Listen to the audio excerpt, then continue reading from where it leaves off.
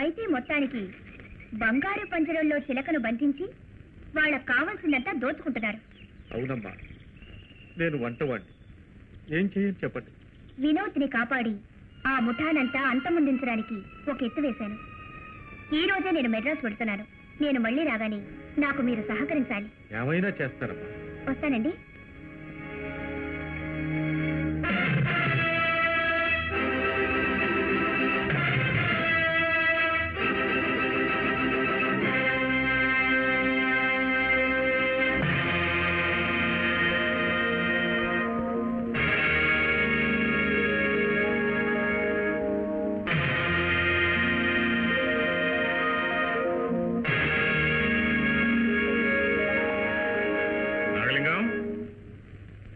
నాగలింగం, అరే రే రే రే రావయ్యా, రా రా. లేగలేడు వేద్దా సార్? నమస్కారం. లోపలికి వెళ్ళి మాట్లాడుతున్నా. రండి. మనవాడేలా ఉన్నాడు. మనవాడా? మనం చెప్పిన చోట గుడ్డిగా సంతకం పెడతాడు, మనం ఏం చేయమంటే అది చేసేస్తాడు. దానికి ఎవరు కారణం? వాణ్ణి చంపేద్దామని చెప్పావు.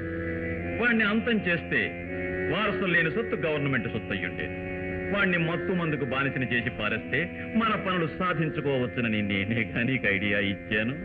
ఆ ఐడియాకేగా నాకు దక్కే ఆస్తిపాస్తుల్లో 50% నీకిచ్చుకుంటూ వచ్చా. ఆ విషయంలో నువ్వు మహాఘనుడివి.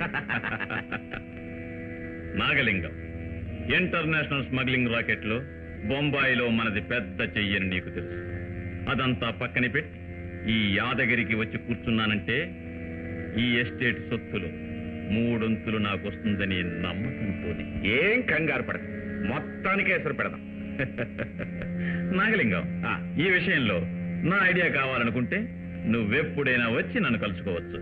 ఇప్పుడు సోడాలో విస్కీ కలిపేద్దామా?